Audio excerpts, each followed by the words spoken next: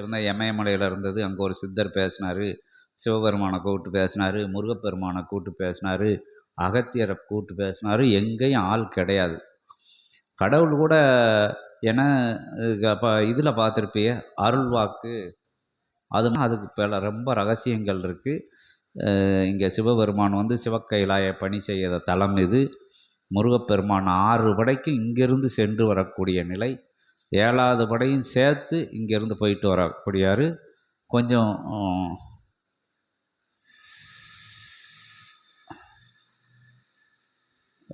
கொஞ்சம் பேசையெல்லாம் கொஞ்சம் எல்லோரும் கேட்டுக்கோங்க, அப்படின்னா தான் அனுகிரகம் கிடைக்கும்.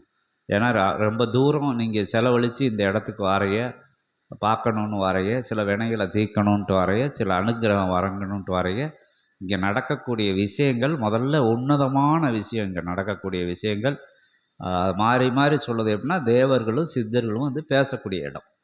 அதே ஒரு விஷயமே இந்த உலகம் ஃபுல்லாக இந்த சபையோட விஷயங்களை பறைசாற்றும். 17 வருடங்களுக்கு மேலாக இது வந்து வெளியே தெரியாத சபை. இப்போ வந்து சபை இது மூலியமாக கலியுகம் மாற்றம் நடக்கணும் அப்படிங்கிறத சிவபெருமான் தேர்ந்தெடுத்து எல்லாரும் வந்து உட்கார்ந்துருக்காங்க இந்த எல்லையில். நீங்கள் இப்போ வாரேன்னா உங்கள் முன்னோர்கள் குலதெய்வம் எல்லாம் வந்து நிற்கும், அங்கே எல்லையில் நிற்கும். உள்ளே வர முடியாது. அவங்களாம் வந்து வேண்டி நிற்பாங்க. அந்த நிகழ்வெல்லாம் இப்பவும் இங்கே நடந்துக்கிட்டு இருக்குது. பிறகு மற்ற எல்லாருக்கும் சொல்லியிருக்கோம், வினைப்பயனால தான் எல்லா பூர்வ ஜென்ம புண்ணியங்கள்னால பாவங்கள்னால அதனால் பரிணமிக்கப்பட்டு வெற்றி தோல்விகள் நிர்ணயிக்கப்படுது. அவங்களோட எதிர்கால பயணங்களில் என்ன ஆகுது அப்படின்னா, எங்கே நிற்கோ, எங்கே தேக்கமாகி நிற்கோ அந்த இடத்த பர்டிகுலராக நான் பிஸ்னஸ் பண்ண போகிறேன், இந்த இடத்துல பிரச்சனை இருக்குன்னா, அப்போ சித்தர்களை வேண்டி நிற்கிற அந்த வினையை போக்குறதுக்கு உண்டான விஷயங்கள் என்ன அப்படின்ட்டு சொல்லுவாங்க.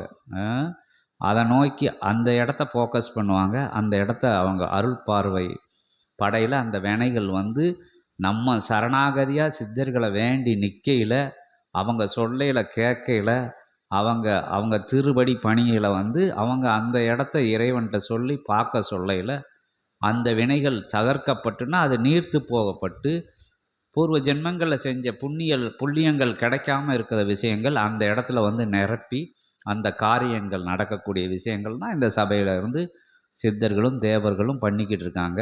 இங்கே வரையில் நீங்கள் நல்ல அருள் பணி செய்வீங்க, சிவப்பணி செய்வீங்க, தர்ம தயால குணத்தோடு வளர்வீங்க அப்படிங்கிறது சபைக்கு வந்துட்டாலே அது எல்லாருக்கும் புகுத்தப்பட்டுரும். அப்போ அந்த நிலையிலையெல்லாம் சித்தர்கள் கணக்கில் எடுத்து இவன் நாளைக்கு வந்து இத்தனை பேருக்கு புண்ணியம் பண்ணுவான், இத்தனை நற்காரியங்கள் பண்ணுவான், 2 மரம் நட்டுவான், 2 பேருக்கு உதவி பண்ணுவான், வவுறு பசி ஆஃப் பண்ணி கொடுப்பான் அப்படின்னு சிவபெருமான்கிட்ட வேண்டையில் அப்போ அங்கேருந்து சரி அப்போ இவனோட வினையை எடுத்து அந்த புண்ணியத்தை பின்னாடி செய்யக்கூடிய புண்ணியத்தை முன்னாடி இந்த இடத்துல போட்டு நிரப்புவாங்க. அப்படி இடம் இந்த இடம். அதிசூட்சமும் உன்னத சூட்சமெல்லாம் நடக்கக்கூடிய இடம். அது எங்களுக்கு தெரியாது, அகத்திய பெருமானுக்கு தெரியும், சித்தர்களுக்கு தெரியும். அவங்க கொடுத்த ஞானத்தை வச்சு உங்கள்கிட்ட கொஞ்சம் கொஞ்சம் சொல்லிக்கிட்டு இருப்போம்.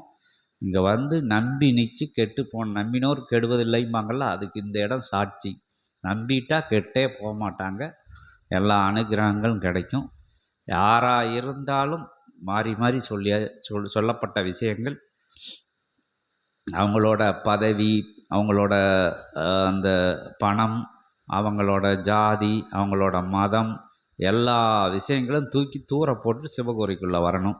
நான் அந்த புக்கை படித்தேன், அந்த சித்தரை பார்த்தேன், எனக்கு அவரை தெரியும், இதை தெரியும், புத்தரை தெரியும், சித்தரை தெரியும், நான் அங்கிட்டு போனேன், எனக்கு விடாத பயணங்கள் அப்படி இப்படின்லாம் வந்தால் சிவபெருமானோட அகத்திய பெருமானோட நம்ம 18 சித்தர்கள் ஞானியர்கள்லாம் இருக்காங்க, எல்லா சாஸ்திரங்களும் தெரிஞ்சவங்க இருக்காங்க.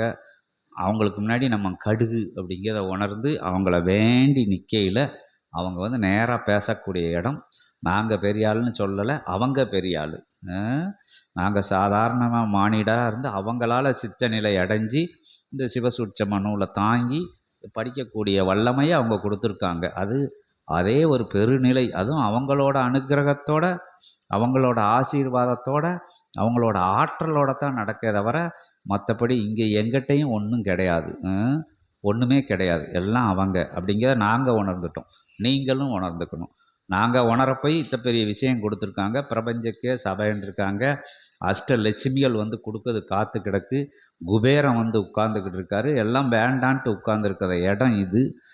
எல்லா செல்வங்களும் வருங்காலங்களில் இந்த எல்லையில் எல்லை இல்லாமல் வந்து எல்லை கேட்க வேண்டாம் வேண்டான்னு சொல்லையில் அருள்மழையாக பொழிய போகுது இங்கே. அப்படி இடம் இது. உலகம் ஃபுல்லாக அன்னதானத்தையும் தான தர்மங்களையும் அறக்கூடங்களையும் நிறுவப்போகுது இந்த சபை. அதுக்கு உண்டான அடிக்கால் சின்ன முளைப்பு இங்கேருந்து உருவாகிக்கிட்டு இருக்கு. எல்லாம் வேண்டான்னு சொல்ல போய் கொடுக்காங்க. அந்த நிலையை நீங்களும் உணர்ந்து இங்கே காவி வேட்டியை கெட்டிக்கிட்டு இருக்கு வச்சுக்கிட்டு இருக்குன்னா யார் கொடுக்குறதோ 5 பைசா 10 பைசாக்காங்களோ அவங்க சொல்லக்கூட புகழ் மலையிலையோ நனையதுக்கோ எந்த விஷயத்தையும் வச்சு இது செய்யப்படவில்லை. இது உலக கலியுக மாற்றத்திற்காக இங்கேருந்து நிகழணும் அப்படிங்கிறது ஒரே இதில் வாழ்க்கையில் எங்களோட உணர்ச்சிகள் எல்லாத்தையும் தியாகம் பண்ணி அந்த பஞ்ச இந்திரியங்களை சத்தியம் பண்ணி அடக்கி அகத்திய பெருமான் திருவடியில் அதெல்லாம் குப்பை மாதிரி போட்டுட்டு இருக்க போய் எங்களை அதை அவங்களோட ஆற்றல் எங்கிட்ட இருந்து பிரதிபலிக்கி பிரபஞ்சத்துக்கே பெரிய சபையாக இருக்குது. இறைவனை கூட கூப்பிட்டு பேசக்கூடிய வல்லமையை கொடுத்துருக்காங்க அவங்க அனுகிரகத்தால். இந்த அகத்திய பெருமான் வந்து உட்கார்ந்து அதை ஆமோதித்து உட்கார்ந்துக்கிட்டு இருக்காரு. அப்படி இடம் இந்த இடம். இது மாதிரி ஒரு இடம் எங்கேயும் கிடையாது. ஏன்னா சிவபெருமானை ஏன் அடிக்கடி சொல்லுதோம்னா அந்த சராசரத்தை ஆளுகின்ற அற்புதமான ஆற்றல், பேராற்றல் கொண்ட பெரும் ஆற்றல் அவர். சிவப்பிரபஞ்சம் அகத்தியர் அதுக்கு இணையான ஆற்றல் மிக்கவர். அதனால் சிவபெருமானை அடிக்கடி கூப்பிடுவோம். அகத்தியரை சொன்னாலும் சிவபெருமானை சொல்லுதாலும் ஒன்று தான், 2 பேரும் ஒருவர் தான். அகத்தியத்துக்குள்ள அண்ட அணுவு அனைத்தும் அடக்கும். அவரே சிவம், அவரே அகத்தியமே சிவம், சிவமே அகத்தியம் அப்படிங்கிற விஷயம் உணர்த்தப்பட்டிருக்கு எங்களுக்கு. நீங்களும் உணர்ந்து இப்போ சச்சங்கம விழாவிற்கு அங்கேருந்து ரொம்ப தூரம் நீங்கள் வந்து நாடி வந்திருக்கிய பூர்வ ஜென்ம புண்ணிய நிலைகள் இருக்க போய் தான் இந்த எல்லைக்கு வர முடியும். முதல்ல அகத்திய பெருமானை கூப்பிட்டு ஒரு ஆசி கேட்டுட்டு அதுக்கு பிறகு சச்சங்க நிகழ்விலே ஆன்மீக வினாக்கள் யாராச்சும் இருந்தால், கம்மியாக தான் ஆளுக்கு இருந்தையே, ஆன்மீக வினாக்கள் யாராச்சும் இருந்தால் 1 2 கேட்டு அதுக்கு பிறகு அடுத்தபடி போயிடும். ஆனால் கேட்கறதுக்கு ஆட்கள் இல்லை. இருக்கிற ஆட்கள் எதுவும் கேட்கணுன்னா கேளுங்க. அதுக்கு எந்த ஆட்சேபனையும் இல்லை. நாளை கோமாதா பூஜைக்கு அனுமதி கொடுப்பாங்க அகத்திய பெருமான். அந்த அனுமதியும் நிகழ்வு வாங்கிக்கிறோம்.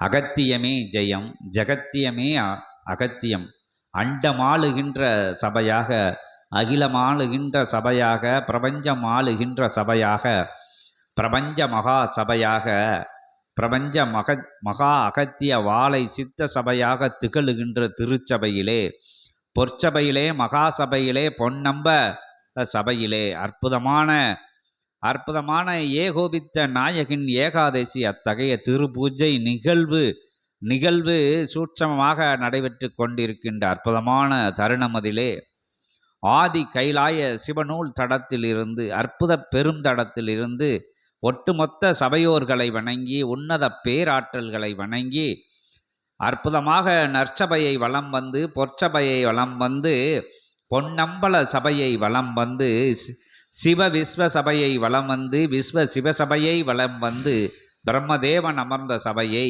முப்பெரும் அன்னையர்கள் அமர்ந்த சபையை வலம் வந்து, அற்புதமான சபைதனிலே கன்னி மூலையிலே அமர்ந்திருக்கின்ற கணநாதனின் திருபடி வணிந்து, கற்பக விநாயகனின் திருபடி வணிந்து, இடர் களைபவனின், இன்னல் களைபவனின், துன்பம் களையவன் தூயவனின் ஞான பெருமகனின் திருபடி வணிந்து, திருத்தால் வணிந்து, விஸ்வமித்ர மகரிஷியை வணங்கி முதலாசி அருள்கின்ற அற்புதமான ஔவையின் திருபடி வணிந்து, திருத்தால் வணிந்து, காம குரோத லோப மதம் ஆச்சரிய நிலைகளை வென்றவனே மகாவீரன் என்கின்ற அற்புதமான தத்துவ நிலைக்கு ஏற்ப அத்தகைய நாமம் தாங்கி அமர்ந்திருக்கின்ற அற்புதமான மகாவீரரின் திருபடி வணிந்து, தவசி தம்பிரானை வணங்கி, தவ மலையாம் குறுமலையிலே வந்து அமர்ந்திருக்கின்ற அற்புதமான பெருமகனை வணங்கி, பேராற்றல் மிக்க மகாசபையிலே இயல்பு கொடிமரத்திலே வீட்டிருக்கின்ற தர்மராஜனையும் தேவேந்திரனையும் பட்டினத்து அடிகளையும் வணங்கி, அற்புதமான மகாசபையிலே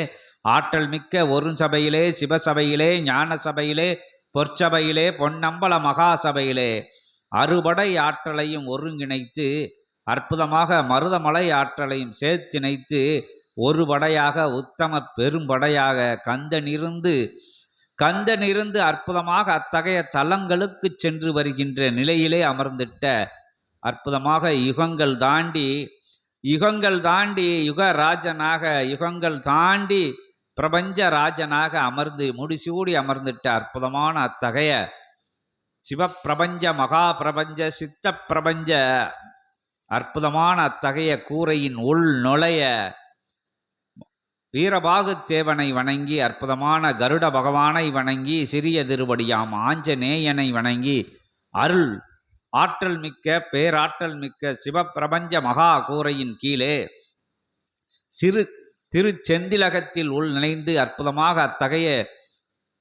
அத்தகைய சூட்சம கொடிமரத்தை வலம் வந்து வணங்கி அணையா ஜோதியாக எரிந்து கொண்டிருக்கின்ற அற்புதமான அத்தகைய அக்னி குண்டத்தை வலம் வந்து அருமுகனை பேராற்றலை பெருமகனை பெருங்கருணை வடிவத்தின் திருப்படி வணிந்து திருத்தால் வணிந்து உயர் சபையிலே உத்தம பெருஞ்சபையிலே அட்சய பாத்திரம் கொடுந்து அமர்ந்திருக்கின்ற அன்னபூரணியை வணங்கி வள்ளல் பெருமானின் ஆற்றலை வணங்கி வளம் கொளிக்கும் சபையிலே வல்லமையான சபையிலே சிவமமர்ந்த சித்த மகா சபையிலே நற்கொடி